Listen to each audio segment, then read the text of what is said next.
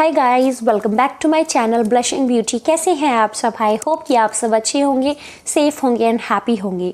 आज की वीडियो बहुत ही ज़्यादा स्पेशल है क्योंकि ये चल रहा है मेरा wedding series, after marriage wedding series की ये दूसरी वीडियो है। अगर आपने आफ्टर मैरिज वेडिंग सीरीज़ की पहली वीडियो नहीं देखी है तो आप ज़रूर देखिएगा, लिंक उसका मैं नीचे डिस्क्रिप्शन में दे दूँगी। पहले मैंने ब्राइडल एसेंशियल के ऊपर बहुत सारी वीडियोज़ बनाई हैं, हो सकता है कुछ वीडियोज़ आपके लिए हेल्पफुल हों। तो अगर आपने ब्राइडल वाली सीरीज़ नहीं देखी है तो आप मेरे चैनल की प्लेलिस्ट में जाके देख सकते हैं। पूरा ब्राइडल का मतलब पूरा A to Z मैंने बताया हुआ है। अगर आपकी कोई भी क्वेरी हो तो आप नीचे कमेंट करके पूछ सकती हैं। ये मैं आफ्टर मैरिज वेडिंग सीरीज़ की सेकंड वीडियो है। इसमें आज वीडियो में बताने वाली हूँ things to do after just after marriage, मतलब ऐसी कौन सी चीज़ें हैं जो आपको शादी के तुरंत बाद करनी चाहिए। Things to do immediately after getting marriage, शादी के तुरंत बाद कौन कौन सी चीज़ें हैं जो आपको करनी चाहिए। तो ये वीडियो उन लोगों के लिए हेल्पफुल हो सकती है जिनकी शादी होने वाली है या जस्ट शादी हुई है। तो आइए टाइम वेस्ट ना करते हुए वीडियो को करते हैं शुरू। अगर आप मेरे चैनल पर पहली बार आए हैं तो इस चैनल को सब्सक्राइब कर दीजिएगा, मेरे वीडियो को एक लाइक कर दीजिएगा एंड प्लीज़ एक प्यारा सा कमेंट कर दीजिएगा। अगर आप कमेंट करेंगे तो मुझे बहुत खुशी होगी। आइए वीडियो को शुरू करते हैं। देखिए, सबसे पहले तो हमारी शादी जब हो जाती है या होने वाली होती है तो बहुत ज़्यादा अंदर से लगता है हाय ये करना है वो करना है, बहुत सारी फीलिंग्स आती हैं अंदर मन में, मतलब बहुत सारे थॉट्स चल रहे होते हैं, माइंड में बहुत सारी चीज़ें चल रही होती हैं। हम मतलब खुश होते हैं और मतलब एक अलग सी फीलिंग होती है, वो वही इंसान फील कर सकता है जिसकी शादी का दिन नज़दीक आ रहा हो या जिसकी शादी होने को हो तुरंत, वही इंसान वो चीज़ फील कर सकता है। तो अंदर से ना अजीब सा ऐसा लगता है कि अरे ये भी करना है वो, मतलब हैप्पीनेस के साथ एक अलग सी फीलिंग होती है। वो फीलिंग शायद आप समझ पा रहे होंगे। तो हाँ, शादी के तुरंत बाद आपको बहुत सारी चीज़ें करनी है। तो सबसे पहले जो शादी के बाद आपको करना है, देखिए आपकी शादी अगर हो गई है तो उसके बाद आप प्रॉपरली एक दिन का रेस्ट लीजिए। ऐसा मत कीजिए कि आपने बिल्कुल रेस्ट नहीं किया और चीज़ें करे जा रहे हैं कंटिन्यू, तो इससे आपका मतलब हो सकता है तबीयत ख़राब हो जाए। तो अगर आप एक दिन का रेस्ट ले लेंगे, आप आपके हस्बैंड, क्योंकि पूरी रात जागते हैं शादी में, उसके बाद बहुत सारी रस्में होती हैं। अब ऐसा भी नहीं है कि आप शादी के बाद तुरंत ही सो जाएंगे, आप अपने ससुराल आएंगे तो या वहाँ पे भी बहुत सारी, मतलब आपके इन लॉज़ के यहाँ भी बहुत सारी रस्में होती हैं, तो वहाँ पे भी आपको जागना होगा, काफ़ी सारी रस्मों का पार्ट लेना होगा, क्योंकि वो सारी चीज़ें आपके लिए ही हैं, आपको मतलब स्पेशल फील कराने के लिए ही हैं। तो उसके बाद आप कोशिश कीजिए एटलीस्ट एक दिन गैप रखिए अपने शादी के बाद जो भी फंक्शन करना है। लाइक अगर आपका रिसेप्शन है तो शादी के जस्ट अगले दिन मत रखिए, एक दिन का गैप करके, 1-2 दिन का गैप करके रखिए।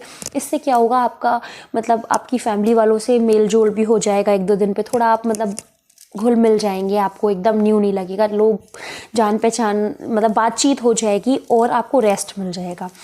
तो सबसे पहले तो आप एक दिन का रेस्ट लीजिए। नंबर 2, आपकी रिसेप्शन की प्लानिंग छोटी मोटी प्लानिंग नहीं है, आप पहले से ही डिसाइड करके रखिए आप अपने रिसेप्शन पे क्या पहनने वाले हैं, लहंगा, साड़ी, गाउन या कोई और चीज़, सूट। तो मेरे हिसाब से ज़्यादातर लोग गाउन नहीं पहनते अपने रिसेप्शन पे या सूट नहीं पहनते हैं, ज़्यादातर लोग साड़ी पहनते हैं या फिर लहंगा पहनते हैं, क्योंकि शादी के तुरंत बाद लोग पूरा मतलब कहते हैं ना ट्रेडिशनल अच्छा लगता है और करना भी चाहिए ना, इसीलिए। तो आप देख लीजिए कि आप क्या पहनने वाले हैं, अपनी क्लोथ्स, अपनी ज्वेलरी, जो भी आप अपने रिसेप्शन पे पहनने वाले हैं ज्वेलरी पूरा एक जगह रखिए। ज्वेलरी के साथ आपको ध्यान रखना है सैंडल्स और पर्स अगर आप कैरी कर रहे हैं या क्लच कैरी कर रहे हैं तो वो चीज़ भी आपको अपने साथ में रखनी है। ये नहीं है कि चीज़ें अलग अलग जगह रखी और एंड टाइम पे आप कंफ्यूज हो रहे हैं ये कहाँ गया वो कहाँ गया। मेरी भी शादी जस्ट अभी हुई है, तो शादी में मेरा जो रिसेप्शन था वहाँ पे मैंने एक ही पॉली बैग था, उसके अंदर मैंने अपनी ड्रेस, ज्वेलरी, सैंडल्स सब कुछ एक ही जगह करके रख दिया था, ताकि मुझे टेंशन ना हो कि ये चीज़ कहाँ है वो चीज़ कहाँ है। जस्ट जिस दिन रेडी होना था उस दिन मैंने वो सामान पिकअप किया एंड मैं रेडी होना शुरू हो गई थी, तो उससे मुझे हेडेक नहीं था कि क्या चीज़ कहाँ रखी है। नंबर 3, ये चीज़ आपको हनीमून जाने से पहले करनी है। ऑफ कोर्स अगर आपने अपनी ज्वेलरी रेंट पे ली हुई है, ब्राइडल की ज्वेलरी जो होती है काफ़ी लोग रेंट पे लेते हैं, काफ़ी लोग खुद की खरीदते हैं। देखिए अगर आपने खुद की खरीदी हुई है तो कोई भी टेंशन नहीं है, लेकिन अगर आपने रेंट पे ली हुई है तो एक हेडेक ये है कि आपको उसे वापस करना है, सही सलामत वापस करना है। तो आप उसे रिसेप्शन के बाद अगले दिन ही कोशिश कीजिए रिटर्न कर दें। अगर आपने शादी की ली हुई है तो उसको भी जल्द से जल्द वापस कर दीजिए। वजह इसकी दो हैं। एक तो देखिए आपका खुद मेंटल प्रेशर बढ़ता जाएगा कि क्या रखी हुई है, ख़राब हो गई। मुझे तो बहुत हेडेक होती है। अरे जो काम करना है वो करना है, तो वापस कर दीजिए, हेडेक ख़त्म हो जाएगा, एक काम ख़त्म हो जाएगा और आपका रेंट भी नहीं बढ़ेगा, क्योंकि पर डे का चार्ज लगता है रेंटल ज्वेलरी का। तो आप उसे तुरंत वापस कर दीजिए यूज़ करने के बाद। तो नंबर 4 चीज़, ज्वेलरी के साथ आप लहंगा वगैरह भी अगर रेंट पे, जो भी रेंट का सामान है वो पूरा वापस कर दीजिए। अब आते हैं नंबर 4 पे, आप अपनी हनीमून की पैकिंग कर लीजिए। मतलब वैसे तो आपने की हुई होगी पहले से ही, लेकिन हनीमून पे आप अकेले नहीं जाएंगे ब्राइड, आप अपने हस्बैंड के साथ जाएंगे। तो दोनों लोगों को एक साथ एक बैग में, मतलब एक ट्रॉली बैग में कपड़े रखने होंगे। तो क्या चीज़ आपको रखनी है, हनीमून एसेंशियल की वीडियो ज़रूर देख लीजिएगा। मैंने एक स्पेशल वीडियो बनाई हुई है हनीमून एसेंशियल की, मेरी ब्राइडल सीरीज़ में वो अवेलेबल है। मैं उसका लिंक आपको नीचे डिस्क्रिप्शन में दे दूँगी, तो आप वहाँ से भी देख सकते हैं। तो उसमें जो भी सामान है वो काफ़ी चीज़ें ऐसी हैं जो ले जानी चाहिए, जो कि आपके हनीमून को बनाती हैं और भी ज़्यादा स्पेशल। तो हाँ, आप उस हिसाब से पैकिंग कर लीजिए। साथ में जो चीज़ नहीं है वो ख़रीद के ले आइए हनीमून पे जाने से पहले। थोड़ी सी जल्दी जल्दी होता है लेकिन सब हो जाता है, दोनों हस्बैंड वाइफ मिलके पैकिंग करेंगे, जल्दी से हो जाएगा। नंबर 5 जो आपको ध्यान रखना है या करना ही है, वो है शादी में इतने सारे गिफ्ट्स मिलते हैं, इतने सारे लिफाफे मिलते हैं, इतनी सारी चीज़ें मिलती हैं। तो आप उन गिफ्ट्स को अनपैक कीजिए, मतलब ओपन करके देखिए किसने क्या दिया है। ये बहुत ज़्यादा ज़रूरी होता है, किसने क्या दिया है। बहुत सारे गिफ्ट्स हो जाते हैं, शादी के होंगे, रिसेप्शन के होंगे, कुछ आपके फ्रेंड्स ने दिए होंगे, काफ़ी सारे लोग बुके वगैरह देते हैं। उसके अलावा जो भी पैक्ड गिफ्ट हैं, तो ये आप अपने फैमिली के साथ टाइम स्पेंड कीजिए और साथ में बैठ के खोलिए। ये नहीं अकेले खोल रहे हैं, आप पूरी फैमिली को लेके बैठिए। क्योंकि क्या होता है, ये जो मोमेंट है आपकी लाइफ में आगे दोबारा नहीं आने वाला है। ये मोमेंट सिर्फ अभी है जो आपका है, तो आप इसको एंजॉय कीजिए। आप इसमें पूरी फैमिली के साथ बैठिए, गपशप कीजिए खूब सारी, और गिफ्ट्स खोलिए, शेयर कीजिए लोगों के साथ। तो ये चीज़ें एक हमारे टाइम को स्पेशल बनाती हैं। कैप्चर कीजिए इस मोमेंट को किसी कैमरे में, वीडियोग्राफी में, खुद ही कर सकते हैं। क्योंकि हर एक चीज़ जो होती है वो आपको, मतलब शादी के 10 साल बाद आप यही चीज़ याद रखेंगे कि उस दिन हमने ऐसा किया था, ऐसा कुछ याद रह जाता है। जैसे अभी हम बातें करते हैं ना, हम बचपन में ये करते थे, वो करते थे, तो शादी के बाद जब एक एज हो जाएगी तब हम याद करेंगे हमारी नई नई शादी हुई तो हमने ये किया था, ये किया था। तो इन चीज़ों को आप कैप्चर कीजिए, एंजॉय कीजिए। तो वो गिफ्ट्स ओपन कीजिए। एंड हाँ, गिफ्ट्स आप जो भी, मतलब चिट लगी होती हैं, उन चिट को आप ध्यान से पढ़िए और किसने क्या दिया है उसको एक लिस्ट में ज़रूर लिखिए। वजह इसकी 2 हैं, आगे बताऊंगी मैं इसकी वजह, तो आप उसको ज़रूर लिख लीजिए कि किसने क्या दिया है गिफ्ट में। आगे बढ़ते हैं एंड बताते हैं पॉइंट नंबर 6। ये बहुत ज़्यादा, मतलब आज के टाइम पे ज़रूरी हो गया है, जो कि होना ही चाहिए, और 99% लोग करा ही रहे हैं। आप भी कराइएगा, अगर नहीं कराया तो ज़रूर कराइएगा। ये तुरंत बाद नहीं कराना है, ज़रूरी नहीं कि शादी हुई नहीं कि आपने पहले ये करा दिया। मैरिज सर्टिफिकेट, जी हाँ, मैरिज सर्टिफिकेट के लिए एप्लीकेशन दे दीजिए। आप कोशिश कीजिए कि आप मतलब 1-2 महीने में ही दे दीजिए, मतलब 2-3 महीने में दे दीजिए। अगर टाइम नहीं मिल पा रहा है तो विदिन 6 मंथ आप दे दीजिए। आज के टाइम पे बहुत ज़रूरी हो गया है, तो ये आपको कराना ही है, तो कोशिश कीजिएगा, दे दीजिएगा। एंड आगे बढ़ते हैं पॉइंट नंबर 7। आप ध्यान रखिए कि आपको डॉक्यूमेंट्स में जो भी चेंजेस कराने हैं, यानी आपका जो आधार कार्ड होगा, आईडी कार्ड, पासपोर्ट, उसमें आपको एड्रेस और जो भी आपका नाम चेंज कराना है, या जो भी आपको चेंजेस कराने हैं अपनी आईडी में शादी के बाद, वो चेंजेस करा लीजिए विदिन 6 मंथ या उससे कम। क्योंकि आपको फिर आगे दिक्कत होगी, शुरू में अगर आपने कर लिया तो आगे की हेडेक कम हो जाएगी। तो ये चेंजेस आप करा लीजिए पहले से ही। एंड आगे बढ़ते हैं, बताते हैं सबसे ज़्यादा अच्छा, ब्यूटीफुल और दिल खुश करने वाला जो मतलब चीज़ है वो है फ़ोटो एल्बम। फ़ोटो एल्बम आप शादी की जो बनवाएंगे, या वीडियोग्राफी जो भी होगी उसकी सीडी में बनवाएंगे, आप उसको पीडी में लेंगे, अपनी पेन ड्राइव में लेंगे या सीडी में लेंगे, जैसे भी आप ले रहे हैं उसको, और अपनी फ़ोटो एल्बम को, तो वो आप फ़ोटो एल्बम सबके साथ शेयर कीजिए। वो सबके साथ बैठ के मतलब टीवी पे लगा लीजिए, वीडियोग्राफी पूरा देखिए और मतलब फ़ोटोग्राफ्स देखिए। साथ ही आप मतलब अपना कपल का, नई नई शादी हुई है तो अपना और अपने हस्बैंड का एक फ़ोटो लगवाइए अपने रूम में। ज़्यादातर लोग ये करवाते हैं, हमने भी सोचा हुआ है एंड यस हम कराएंगे एंड आप भी कराइए, अच्छा लगता है। तो ये सारे काम भी आप शादी के तुरंत बाद करिए, क्योंकि ये सारे काम तो हैं शादी के बाद, जब आप हनीमून से आ जाएंगे उसके बाद ही कराना है आपको, यानी शादी के विद इन 1 महीने के अंदर। एंड जी हाँ, ये पॉइंट बहुत ही ज़्यादा अच्छा है। आपको अपना स्किन केयर मेंटेन करना है एंड हेयर केयर मेंटेन करना है। शादी के टाइम पर और शादी तक तो आप ऐसे अपनी स्किन का ख्याल रखते हैं जैसे कि कितना ज़्यादा इम्पॉर्टेंट है आपकी स्किन आपके लिए, हेयर्स कितने इम्पॉर्टेंट है। बट शादी के बाद क्या हो जाता है, आपको ये नहीं देखना है कि शादी हो गई है, आपको ये देखना है कि शादी के बाद भी आपको 100 लोग देखेंगे। तो आपको उस तरह से रहना है, अपनी स्किन का ख्याल रखना है। प्रॉपर आप फेस क्लीन करके टोनर यूज़ कीजिए, मॉइस्चराइज़र लगाइए। कोशिश कीजिए कि शादी के बाद, मतलब देखिए तुरंत शादी होती है, तुरंत नहीं आप फेस पैक लगा सकते हैं, आई नो आप तुरंत नहीं लगा सकते हैं, तो मॉइस्चराइज़र ज़रूर लगाइए। मैं ज़्यादा नहीं कहूँगी आपसे कि आप सब फेस पैक लगाने बैठ जाएं शादी के बाद। सोते समय आप सारा मेकअप निकाल दीजिए, फेस वॉश करके टोनर लगा लीजिए, उसके बाद मॉइस्चराइज़र लगा लीजिए। बस 3 स्टेप कर लीजिए आप, आपकी स्किन रेडी रहेगी, हाइड्रेटेड रहेगी इसी से। शादी के जैसे 1-2 महीने के बाद आपको टाइम जैसे जैसे मिलने लगे ना, वैसे वैसे आप अपनी स्किन केयर थोड़ा बढ़ाते जाएं, क्योंकि यही वो चीज़ है जो आपको मतलब अच्छा दिखाती है। तो आप skin care and hair care दोनों पे टाइम स्पेंड कीजिएगा। एंड यस, ऑफ कोर्स आपको अपनी वार्डरोब सेट करनी होगी। शादी के बाद आप ऑब्वियसली हनीमून पे घूमने जाएंगे, तो तब तक तो आपको टाइम ही नहीं मिलेगा। हनीमून से आएंगे तुरंत उसके बाद भी टाइम नहीं मिलेगा, बहुत सारी चीज़ें होती हैं, बहुत सारी चीज़ होती हैं।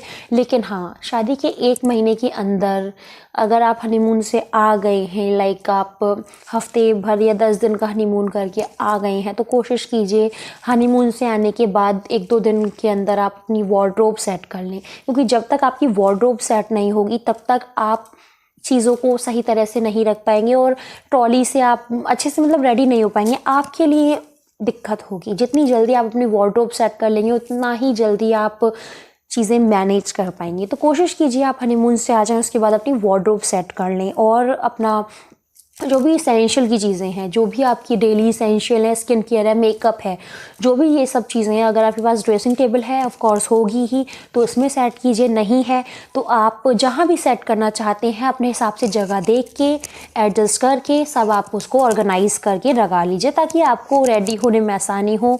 कपड़े वपड़े सेट कर लीजिए अच्छे से। And yes, set your washroom, यानी I am sorry bedroom, set your bedroom को कितना ब्यूटीफुली आपको रखना है, कहाँ पे किस तरह से मतलब आपको सजानी है चीज़ें, तो वो चीज़ आप ध्यान से रखिए, करिए। मतलब आपका रूम है, आप जितना ज़्यादा अच्छे से सजाएं उतना ही अच्छा लगेगा। तो जो भी आपको चेंजेस करने हैं, आप मतलब 1 महीने 2 महीने के अंदर चेंजेस कराइए और अच्छा सा बनाइए, क्योंकि नई नई शादी होती है तो लगता है कि बहुत ज़्यादा ब्यूटीफुल अच्छा सा रूम हो, तो ये चीज़ें आप कराइए। एंड मैंने आपको बता दिया है कि आप कपल की फ़ोटोग्राफ बनवाइए, ये भी बहुत अच्छा लगता है, बेडरूम में होना ही चाहिए यादगार के तौर पे। एंड अपनी फैमिली के साथ भी एक फैमिली पिक भी निकलवाइए। ऐसा मत करिए कि आप सिर्फ अपनी हस्बैंड वाइफ की आपने फ़ोटोग्राफ निकलवा के लगवा ली, बाकी बस कुछ भी नहीं। आप अपनी फैमिली के साथ भी लगवाइए, क्योंकि देखिए एक फैमिली फ़ोटोग्राफ जो हम वॉल पे लगाते हैं उसकी बात ही अलग होती है। वो जब भी कोई हमारे यहाँ आता है या जब भी हम वो फ़ोटोग्राफ्स देखते हैं, कभी भी देखते हैं, तो उन फोटोग्राफ्स को देख के वही मोमेंट याद आता है जब वो फ़ोटोग्राफ कैप्चर की गई होती है।